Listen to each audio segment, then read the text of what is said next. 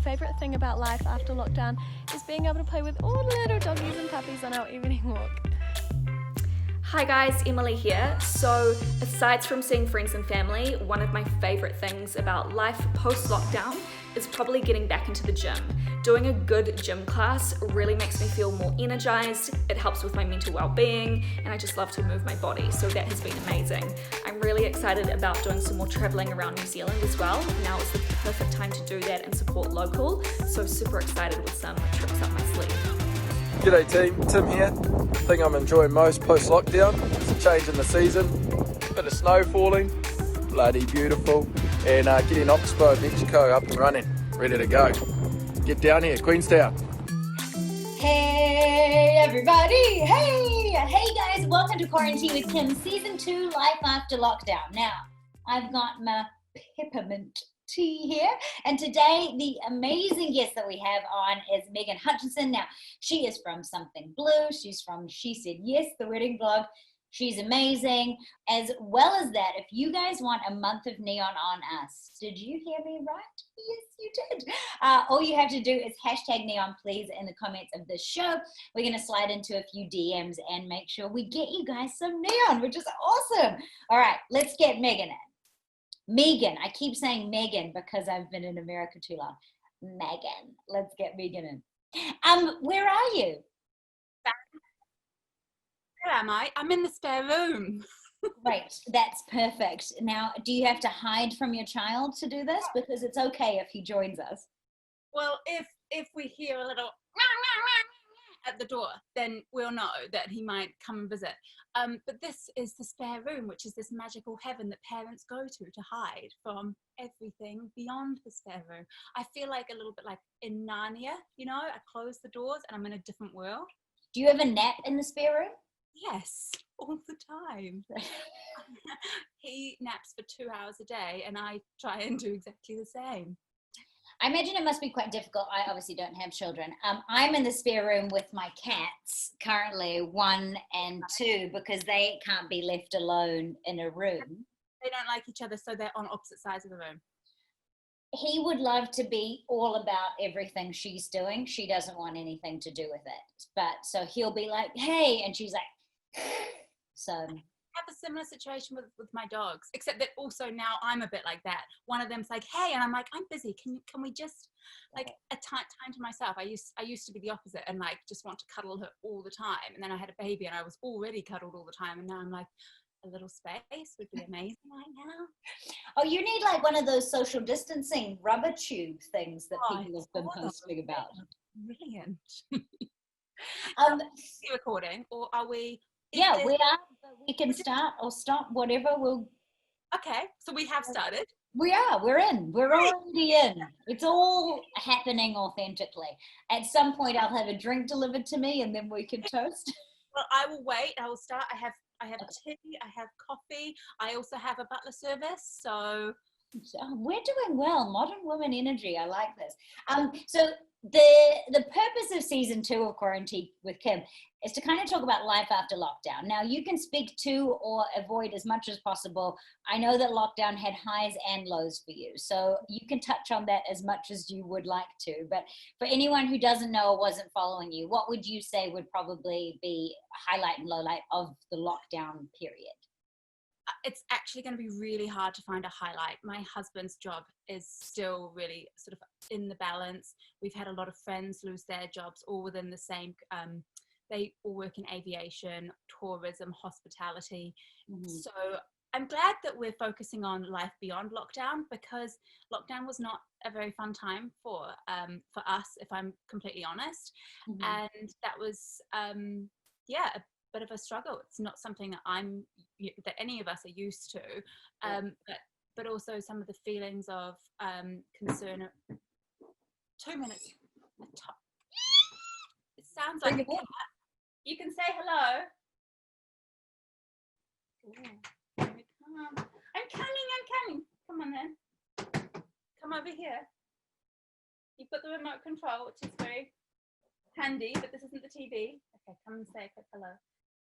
Over here. Oh, careful, this is a cup of tea. Oh, hi. Oh my goodness.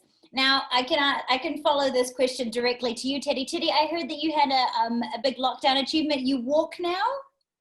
I do anything to get out of this place. You know, when you've been stuck inside for 7 weeks, you know, you'll do anything to escape the lockdown. And for Teddy, that was finding his feet. Oh, as you can see, I've got a really professional desk set up here that he's just messing with. I've also got a cup of tea on the bed, so this could go really badly. Well, I'm glad I'm recording because that's perfect. I figured out the highlight because you did ask. The highlight of lockdown actually was, of course, just spending more time. He's got the champagne. Good. Was spending more time with him and having Blair around with him, and because it's not that often that we are both here together all the time, and so that was obviously a highlight. And what Blair and I did is take it in turns to sleep in. So we are in the spare room, which is our sanctuary every second day, and I'll just take that as well. You are a multitasking mom, aren't you? I love it. I guess. Well, first of all, like post lockdown, what was your first purchase? Coffee, obviously. Great, perfect. And was there anything that you were like, rushing to do? Did you feel like, because some people felt like me, myself, I'm quite happy in the lockdown thing, which I understand comes from a place of privilege, but like not having to go anywhere. But some people really struggle with that kind of needing to go somewhere. Our friends own a cafe around the corner, and so it wasn't just about getting coffee, it was having a hug with them, I think was the big thing, because once during lockdown, we walked over to their house and spoke across like a 2-meter distance. So it was pretty special to be able to go, okay, finally, let's have a hug. You can hug Teddy. We had coffee and croissants. But the human connection for me, I realized how much of an extrovert I am during this time, which although I guess I must have known to an extent, but I thought I was one of those extroverted introverts who actually liked time by myself. But of course, the true meaning of being an extrovert is that you get your energy from other people. And I had so little energy, motivation, or anything during lockdown that it helped me figure out that I'm a true extrovert through and through. That's kind of, I guess, helpful to know. If you are feeling like a little flat, it's like maybe for you, it's like, oh, maybe I haven't been around enough people who right people actually give you energy. Yeah. You know what? That's a really good way of looking at it. And it is sort of a silver lining, is that I figured out I can't be alone. And I had dinner with a few of my girlfriends a couple of nights ago, and Kate said, and I came in and I was, really happy, really excited to see them.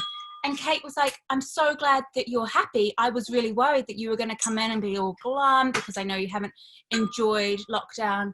You've got dogs, got baby, I've got husband. They're all leaving. Bye. Bye. It was nice to see you.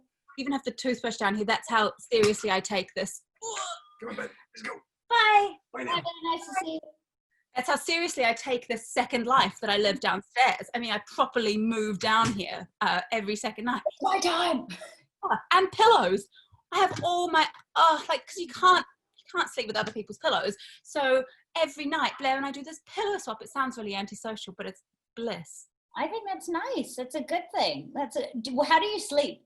Are you a back sleeper or a front? Okay. This is embarrassing. Not embarrassing. I asked.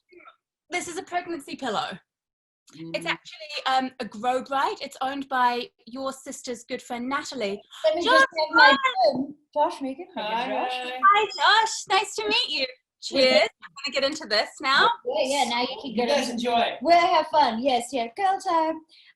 We're both in spare rooms drinking. This is maybe a thing. I think we're starting a trend here.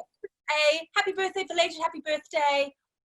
I think we're the same age. Lockdown, we're thriving. Things are moving forward. Be gone pandemic. Cheers to that. Cheers. Cheers. Oh, look at you with your bubbles. Hmm.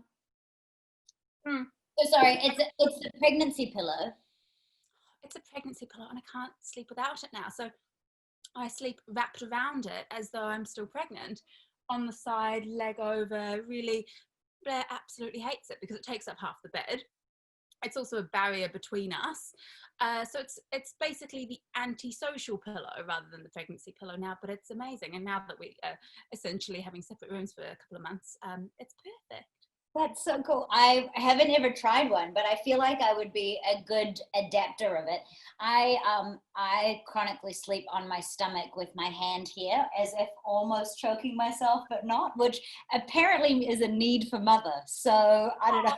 Oh, oh, well, I'm not surprised. Jill is amazing. I have a need for Jill too. She is pretty amazing. So yeah, I'm like, I guess being, I'm actually sleeping, which has been one of the good things. I have depression and anxiety and just have busy brain, which perhaps you can relate to with busy brain and don't sleep good. But I guess in lockdown is the first time I've had some routine. Yes. And that has been really helpful, not flying every 2 weeks. And so I've been sleeping more, and I've just adopted this sleep habit. It's fantastic that you're sleeping more, because I also have very similar issues. I always have, and at various points I've medicated for it. Mm-hmm. I am concerned. Are you waking up with a dead hand?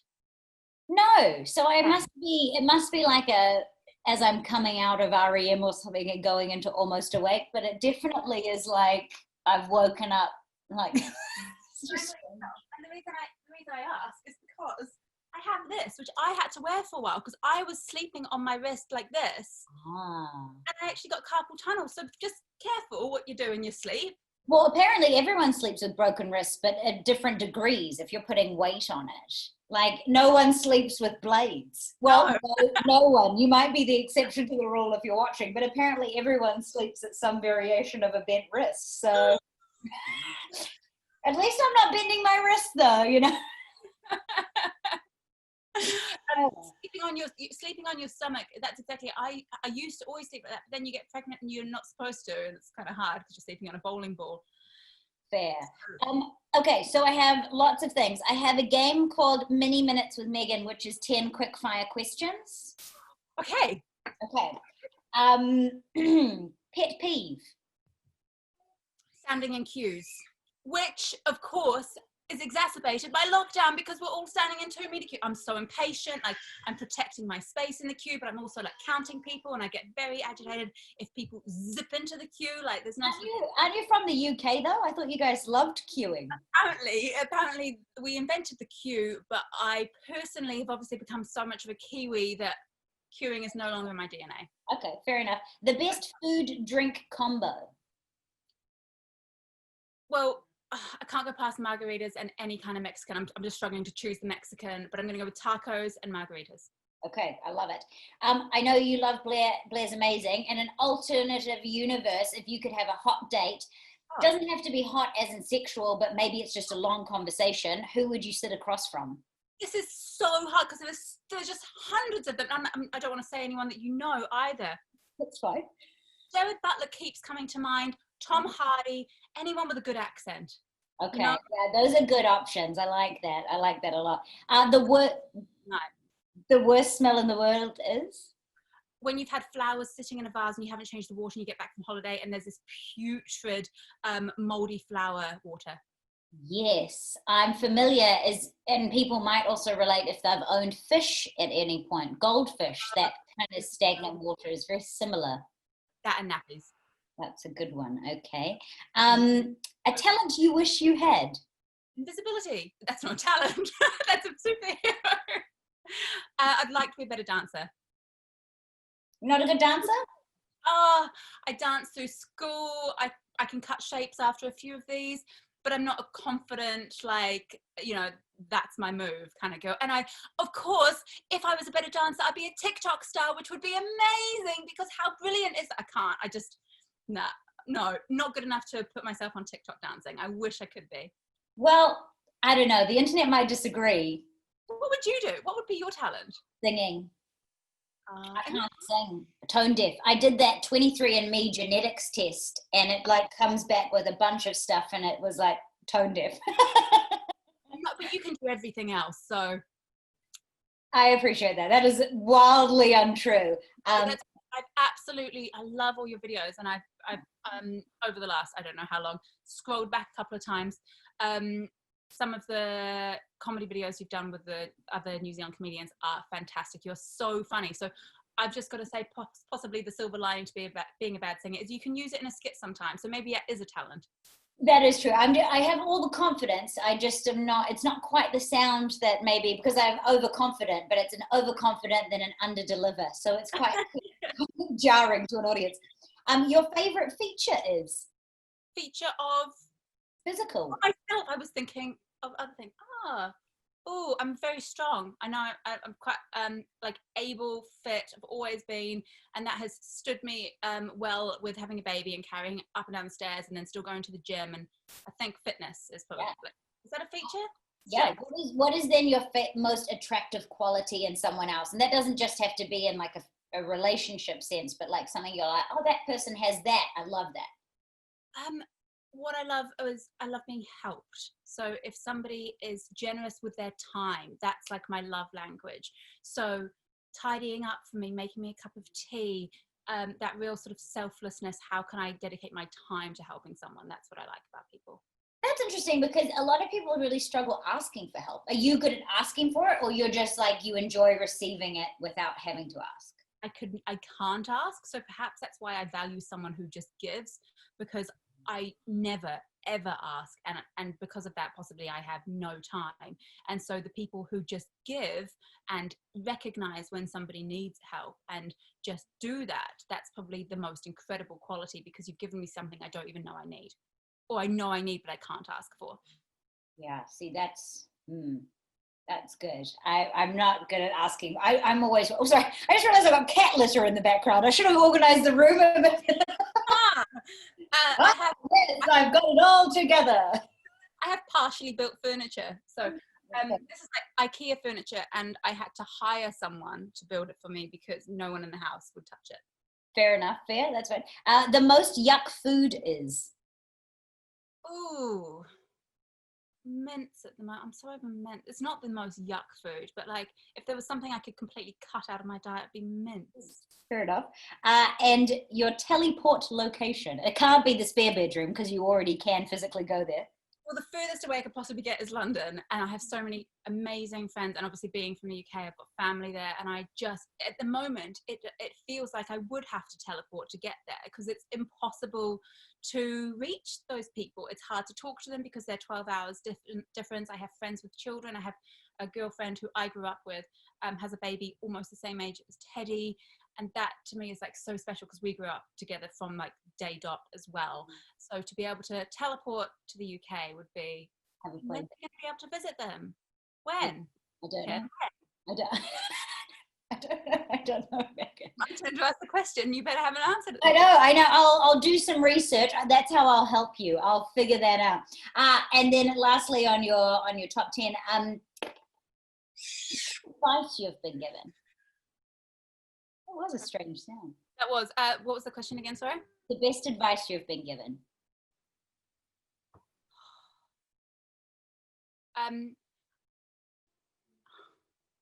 That is so, oh my goodness, I'm so sorry. Okay. Or it might be something that you're like living by at the moment. Maybe like a quote you've read that like pertains to right now, or. One thing this is not really a quote, but you know that idea of everything will be okay in the end, and if it's not okay yet, then it's not the end, which seems a little bit macabre right now, but I guess just knowing that things will be better in future, and that like right now is just another point in time. And I've had a lot of things happen in my life. My father died when I was very young. My mother died when I was at university.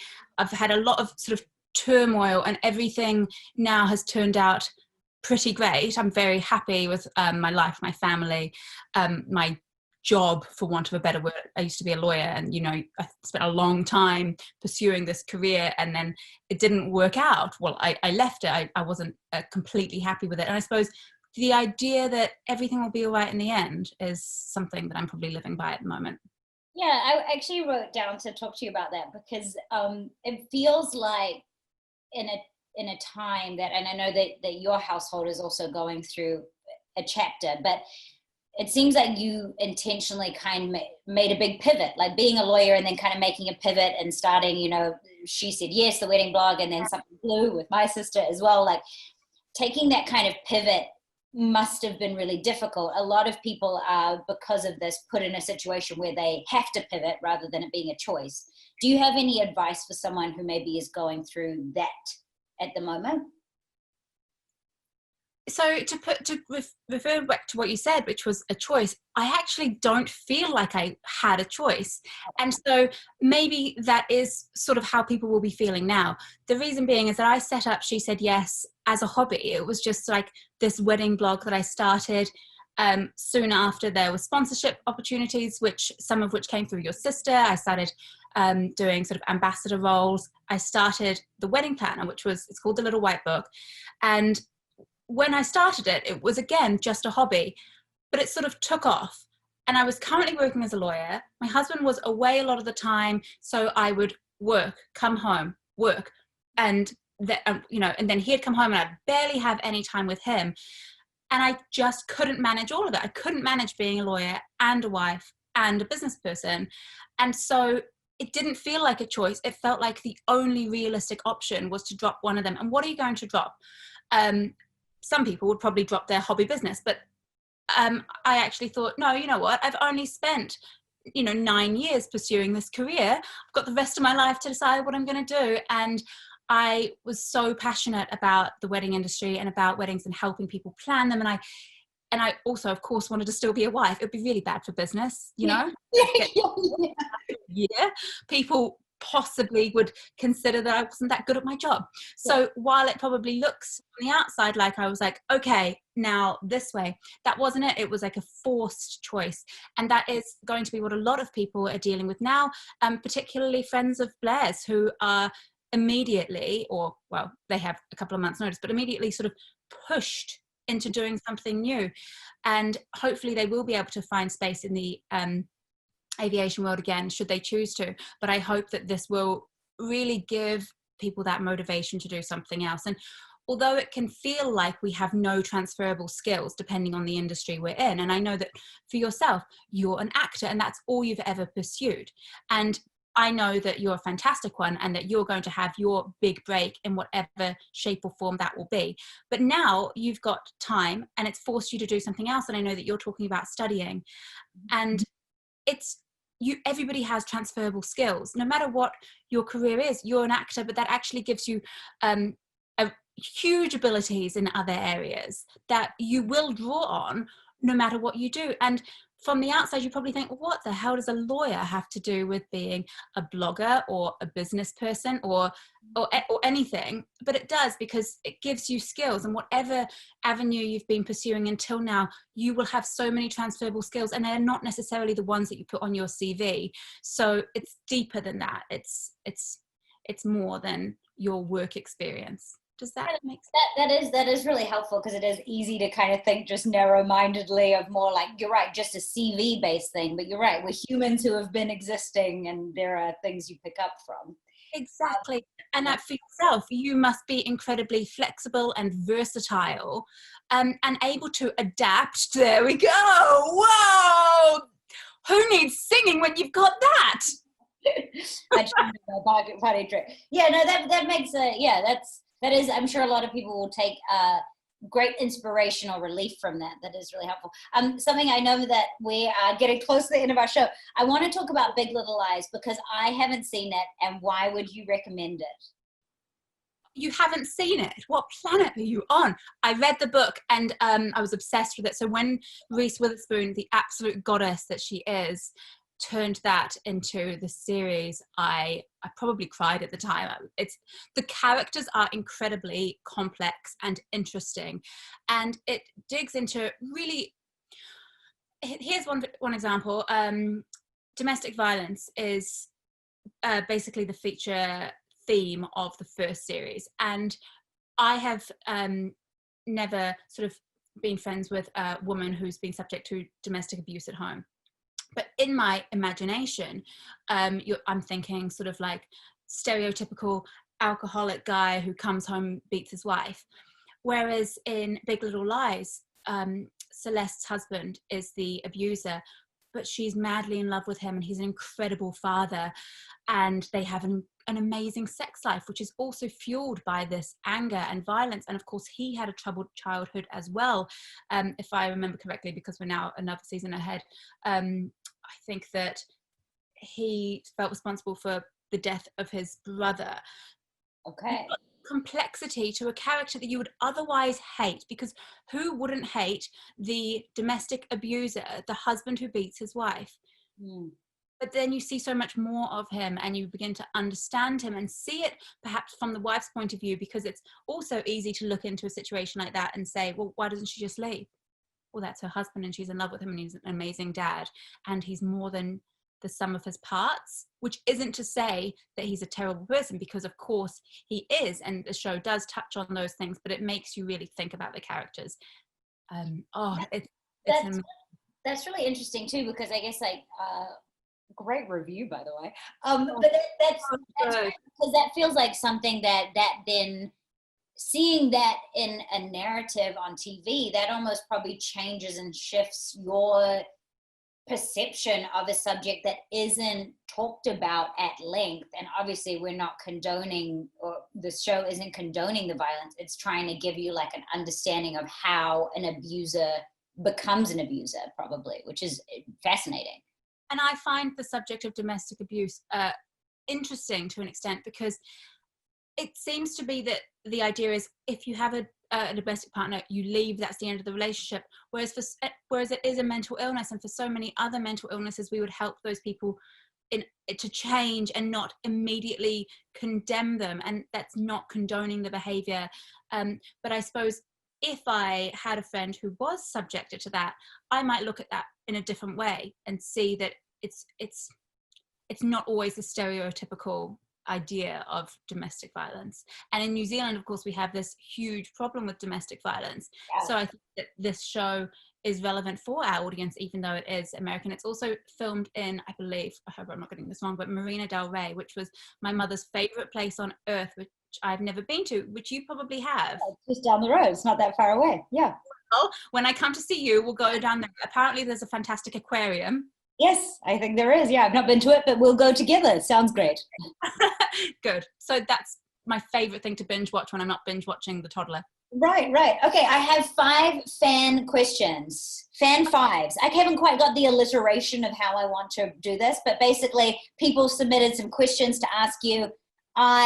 Because I play, I don't know, the gatekeeper, I picked 5 of them. Okay. God, I don't even have 5 fans. Where did you find those people? That is not true. Okay, people want to know your best organizational tip. Having a good night's sleep.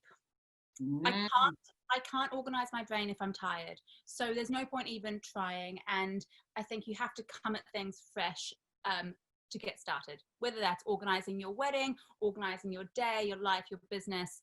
Don't bother starting something if you're tired, because you won't be able to get your head around it. That's very good advice. Guess when I try to solve all my problems? When I'm tired. Oh, it's 3 a.m. What should I sort out? Everything. Oh, you should wake up now and worry about that. That's a great idea. The best relationship advice you could give someone, or if it's marriage advice or whatever, something that maybe someone's given you, whether, yes, you know. This is actually, so I think that possibly as women, especially, we tend to be disappointed when somebody doesn't act how we want them to, but they don't know how we're expecting them to act. So I think I once read somewhere that don't be disappointed for somebody not behaving exactly as you wanted them to if you didn't tell them that's how you wanted them to act or behave or do.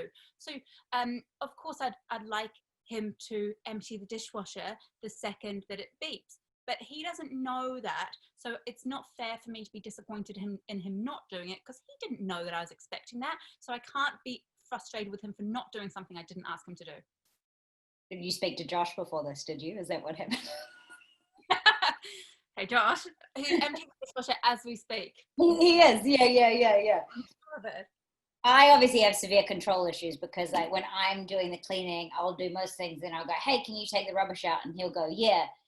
He doesn't know that my expectation is that I'm asking you to do it immediately. And also every time, because now you know that this is a thing. Why had you not already done it? Good. Okay, good. That question wasn't from me, but that's why I've chosen. Your favorite person to follow on the internet? Jamila Jamil. Oh, good one. Good answer. She's awesome. Your hair looks so awesome. What do you do? I took out my own extensions with a pair of pliers during lockdown. Am I allowed to mention brand names in this? Do whatever you want. I take Dose & Co collagen creamer way more than the package says to. My code is LOVEMegan for 15% off, non-affiliate. But I do drink a lot of collagen, mostly coffee and collagen all morning. And I brushed it for today's show. I have a question. Does it make all the hair everywhere go? Because I'm just undergoing laser hair removal under my arms. So I'm like, do I want to? No, you see, this is the thing, and I'm very much like, where's the proof? Show me. And it's an impossible thing to prove, I think. And I do wonder, if collagen is so fantastic, why have my eyebrows not filled in more than they should have? I can confirm that I have not sprouted hair anywhere else on my body, but my hair does seem to be in fairly good nick. I also go to Loxy's and I use Olaplex. Do you have a random hair anywhere that you get? Yeah. Oh yeah. Oh, doesn't everyone? I have like, oh, Blair, it's here. Blair once pulled it out. I was showing him. I said, look at this one. I've got this like random long hair, and he just pulled it out. And I was like, I've been growing that for months. So I'm fine to talk about it now, but it was a traumatizing experience when I was like 16. So I started on Shorten Street, and when you're on Shorten Street and you're on camera, you're like filmed here. And what's on the camera is all through the building, right? And because, people need to know the monitors of what's going on set. And they're rolling, and they're, oh, wait. And the makeup artist comes up because she goes, you've got a brush hair here. And she went to pull the brush hair off, and I go, ow, because it was obviously attached to me. And then I just kind of, you're 16, and then the whole building is like, you had a chest hair. Oh, that's traumatizing. Now I would have a laugh about it, and occasionally it will appear, and Rochelle gets it. My sister thinks it's the most hilarious thing. It's just this one rogue guy that he's not there, and then he's there in full capacity. And at 16, there's not much worse than being humiliated in front of, a studio audience. But I'm so glad you've come past that, and we can all acknowledge that it's totally normal to have a random hair, and it goes to about 2 to 3 centimeters long. Interesting. And then stops. Seems to stop, either that or maybe, yeah, it seems to stop. Good. Okay, and then the last one, something about pregnancy that no one warned you about. I thought I'd be eating for 2 the whole time, but I couldn't because I felt so sick, and I was drinking more Gaviscon than anything else. That's not a very good answer. It's just disappointing, Finally, you're eating for 2. Enjoy it. Oh, wait, I had 1 biscuit and I feel sick. Cool. So I eat for 2 now that I have a baby to run around after. And you know what the other thing is that I wish, because I have a lot of messages about this, pregnancy is not a disability. You don't have to stop the things that you love, whether that's running or exercising. I went to F45 until the day before I gave birth, and a lot of people would frown on that and go, oh my God, I can't believe you put your body at risk in doing this like high intensity exercise. The reality is, if I was pregnant now, I would be doing more exercise every day by running around and lifting a toddler all the time than I ever did in 45 minutes at the gym. So I think that there's a real fear among women that we have to stop and take it easy when we're pregnant, but it's not a disability. And the fitter that you can stay throughout your pregnancy, the better prepared you are for birth, for recovery, and for looking after a child afterward. To wrap up our show, we like to do a cheers, and you get to choose who we do the cheers to, and we, the collective, you and I, but also everyone watching, can cheers to that person too. So who would you like to cheers to, and why? I would actually like to cheers to your sister. Rochelle has been an incredible person for me to get to know actually properly over the last few months. She and I started a business together, Something Blue. It's something that I never could have had the confidence to do before, but it's brought me so much happiness, and it's brought so much happiness to brides-to-be around New Zealand who at the the prospect of postponing their wedding and not knowing how to plan, and we have brought them so much joy. And obviously it's a partnership, so we're doing it together, but I never would have done it without her, and she's been a real pillar for me also as being a mum of 3. She's a pretty awesome person. She's also probably the reason that we're here chatting, because she sort of introduced us, and I can't think of anyone better than Rochelle. But also, Kim, belated birthday, wink, and so to the Crossman and Sheldon girls together. Yeah, we'll do it. Oh, cheers to Rochelle. Thank you, Megan. That's awesome. Well, that wraps up our show. I feel like we could sit here for ages. But if anyone would like a month of neon on us, all they have to do is #neon please in the comments below. We'll slide into some DMs. Megan, you're amazing. It's been a real joy through Rochelle getting to follow you and kind of get to know you. And I think the way that you handle yourself on the internet and everything with such grace, but with also authenticity and intelligence and being so articulate. It's a real joy to follow you, and it was a real joy to have a drink with you today. So thank you so much. I didn't touch the tea, but it's been fantastic. Thank you so much for having me, and hey, have an amazing rest of the day. I personally know that Josh has run around the house cleaning up everything for you, so enjoy, darling. Thank you. I love you. Bye guys.